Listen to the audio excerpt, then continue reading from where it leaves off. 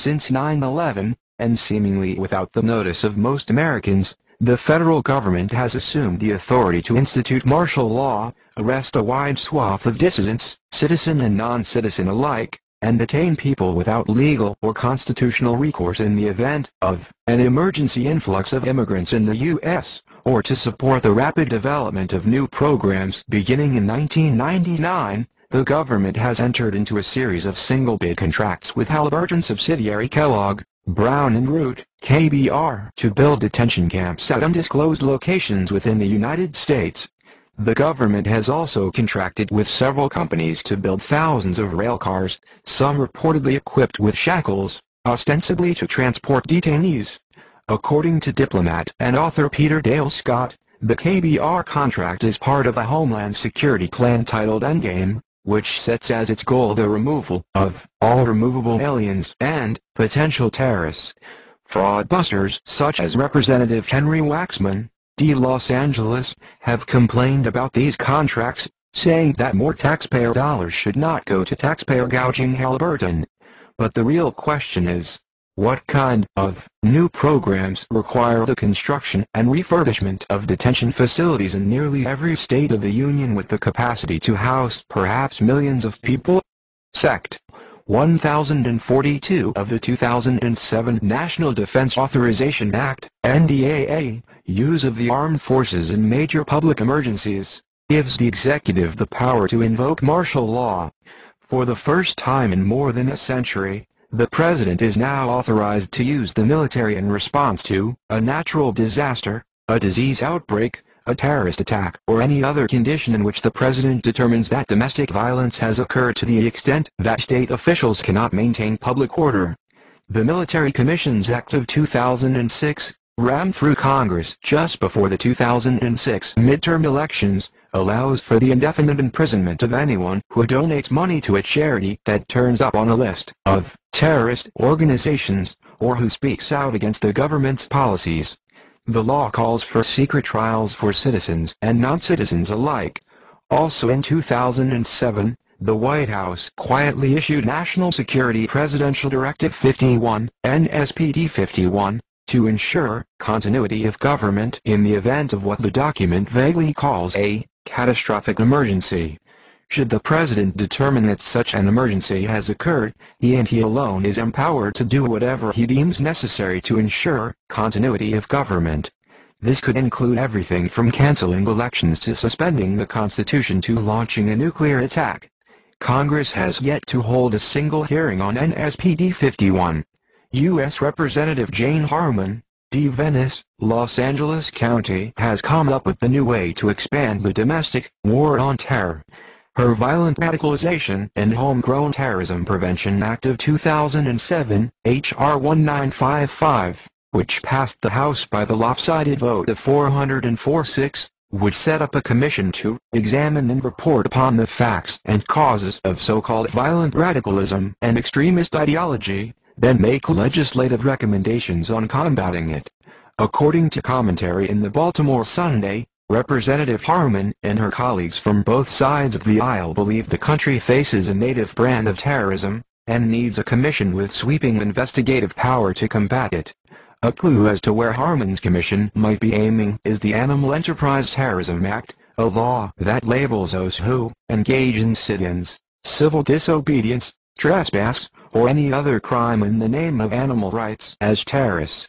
Other groups in the crosshairs could be anti-abortion protesters, anti-tax agitators, immigration activists, environmentalists, peace demonstrators, Second Amendment rights supporters. The list goes on and on. According to author Naomi Wolf, the National Counterterrorism Center holds the names of roughly 775,000 terror suspects, with the number increasing by 20,000 per month. Reports from the United States are also reporting that for the first time since their civil war, U.S. troops are being trained to take over whole villages and towns to capture and arrest anyone they deem a threat, and as we can read of one such U.S. military unit in Iowa, the Carroll National Guard unit will train on urban military operations by holding a 4-day exercise at Arcadia. The purpose of the April 25 drill will be to gather intelligence, then search for and apprehend a suspected weapons dealer, according to Sergeant Mike Kotz, Readiness NCO for Alpha Company. Citizens, law enforcement, media and other supporters will participate. Troops will spend Thursday, April 2nd, staging at a forward operations base at Carroll. The next day company leaders will conduct reconnaissance and begin patrolling the streets of Arcadia to identify possible locations of the weapons dealer. The primary phase will be done Saturday, April 4th, when convoys will be deployed from Carroll to Arcadia. Pictures of the arms dealer will be shown in Arcadia, and soldiers will go door to door asking if residents have seen the suspect.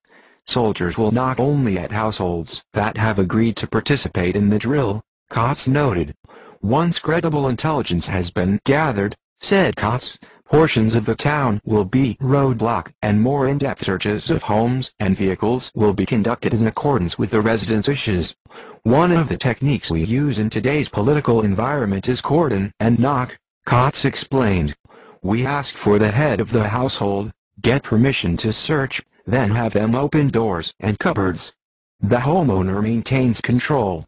We peer over their shoulder, and the soldier uses the homeowner's body language and position to protect him. During this phase of the operation, troops will interact with residents and media while implementing crowd control measures and possibly treating and evacuating injured persons. The unit will use a Black Hawk helicopter for overhead command and control, and to simulate medevos. The drill will culminate in the apprehension of the suspected arms dealer. The sheer Orwellian aspect of U.S. military officials and U.S. propaganda media organs using their own citizens to assist in the apprehension of their family, friends and neighbors labeled as enemies of the state are too chilling to comprehend, but become downright frightening when coupled with the news that the U.S. government is now moving to cut off access to all of their citizens to the ammunition they would need to defend themselves against these fascist barbarians. Virtually unknown to the masses of gun-owning Americans is that their fears of having their government confiscate their guns was never the greatest one to have, but to the taking away all of these people's access to the ammunition needed for their guns is what the master plan for subjugating them has always been, and as we can read, it looks like those who said the Obama administration would strike while the iron is hot may have been correct. And the administration may be doing it in a way that does not require them to even get a vote in Congress. In this morning's edition of The Shooting Wire, Jim Shepard writes that Canadian officials have it on good authority our State Department may be on the verge of cutting off all imports of certain calibers of ammunition. Most astounding of all of these events is that the vast majority of Americans still look upon their new President Obama as being different from their former President Bush. But as each day goes by, the evidence clearly shows he is nothing more than the figurehead put into place to enact the final endgame leading to the final destruction of the United States.